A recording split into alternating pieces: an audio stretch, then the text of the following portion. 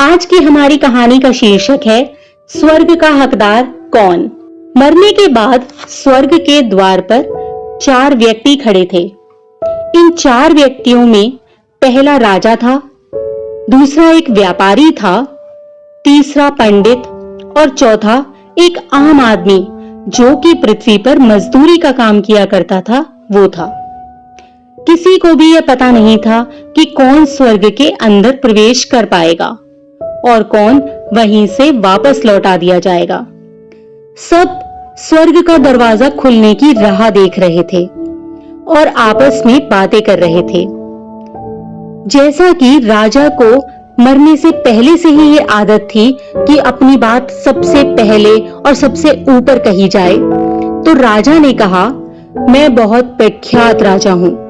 मैंने धरती पर अपना बहुत नाम कमाया है, इसलिए पूरी संभावना है कि मैं ही स्वर्ग में जाऊंगा।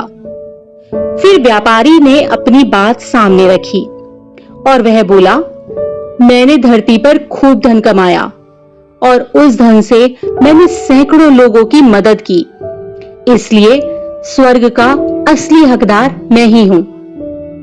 अब बारी थी पंडित जी की। पंडित जी ने मुंह खोला और सबको यह कहा, चाहे तुम जो भी सोच लो, लेकिन यह बात तो तय है कि स्वर्ग के दरवाजे खुलेंगे तो सिर्फ मेरे लिए। सब जानते हैं कि पंडित दिन रात भगवान को याद करते हैं, इसलिए स्वाभाविक है कि स्वर्ग में पंडित का ही स्वागत किया जाएगा। जब सब ने अपना अपना पक्ष रख दिया, तब सबकी नजर उस मजदूर पर थी जो चुपचाप अपनी नजरें नीचे झुकाए बिना कुछ बोले चुपचाप खड़ा था। स्वर्ग का दरवाजा खुला और वहां पर एक देवदूत आकर खड़ा हो गया। देवदूत के हाथों में एक पुस्तक थी जिसमें इन सभी के कर्मों के बारे में लिखा हुआ था। देवदूत ने सबसे पहले राजा को अपने पास बुलाया और उससे पूछा, आप बताइए, आपने जीवन में क्या क्या अच्छे कर्म किए हैं। मैं उन्हें इस पुस्तक में देखकर फैसला करूंगा कि आपको अंदर जाने का अधिकार है या नहीं। राजा ने कहा, मेरा राज्य जितना बड़ा था उतना ही समृद्ध था और मेरी राज्य के सभी लोग बहुत खुशहाल थे। सभी बड़े आनंद से रहते थे। मैंने उन्हें कभी भी किसी भी चीज की कमी नहीं होने दी थी। यही मेरे अच्छे कर्म हैं। देवदूत ने अपनी पुस्तक में देखा और देखने के बाद राजा से कहा, हाँ, तुम सच कह रहे हो।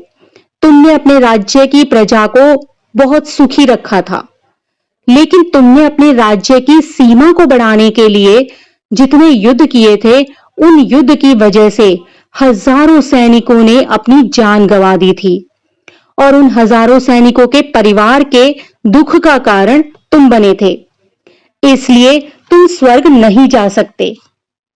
अब बारी थी व्यापारी की। व्यापारी से जब देवदूत ने पूछा कि तुम्हारे अच्छे कर्म कौन कौन से हैं, तब व्यापारी ने उससे कहा, मैंने सैकड़ों लोगों को खाना खिलाया है, कई आश्रमों में दान दिया है, कई निराश्रित लोगों के लिए घर बनाकर दिया है। यही मेरे अच्छे कर्म हैं।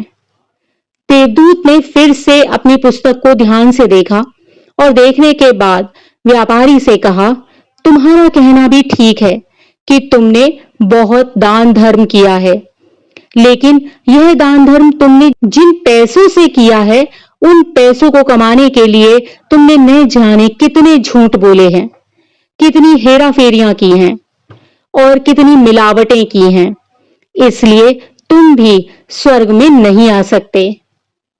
जब पंडित से यही सवाल किया गया, तो पंडित ने बड़े ही आत्मविश्वास के साथ कहा, मैंने अनगिनत लोगों को ज्ञान दिया है, हजारों यज्ञ और पूजाएं की हैं और दिन रात भगवान का जाप किया है। इससे अच्छे कर्म और क्या ही हो सकते हैं। देवदूत ने अपनी पुस्तक के अंदर झांक कर देखा और पंडित से कहा, आपने जितने भी लोगों को जो भी ज्ञान दिया है, उन बातों पर खुद कभी अमल नहीं किया। आपने यज्ञ, पूजा या भगवान का नाम निस्वार्थ भाव से कभी नहीं लिया, इसलिए आपका भी स्वर्ग में आना प्रतिबंधित है। आप स्वर्ग में नहीं आ सकते। मजदूर यह सब देखकर हैरान था कि अब तक जिन्हें महान समझता आ रहा था, उनकी व्याख्या स्वर्ग के दरवाजे पर आकर बदल गई थी। धरती पर जिन कामों को बहुत अच्छा समझा जाता है, उनका यहाँ पर कोई मूल्य ही नहीं है। यमदूत ने फिर इस मजदूर को अपने पास बुलाया और इससे पहले कि वह उससे उसके अच्छे कर्मों के बारे में पूछता, मजदूर स्वयं ही बोल पड़ा, प्रभु, मैं जानता हूं कि मैं भी स्वर्ग में आने के लायक नहीं हूं, लेकिन मैं फिर भी बस एक बार स्वर्ग को बाहर से झांक कर देखना चाहता हूं। इतनी ही मेरी इच्छा है, क्योंकि इससे अधिक इच्छा पालने के लिए मैंने जीवन में कुछ भी नहीं किया है।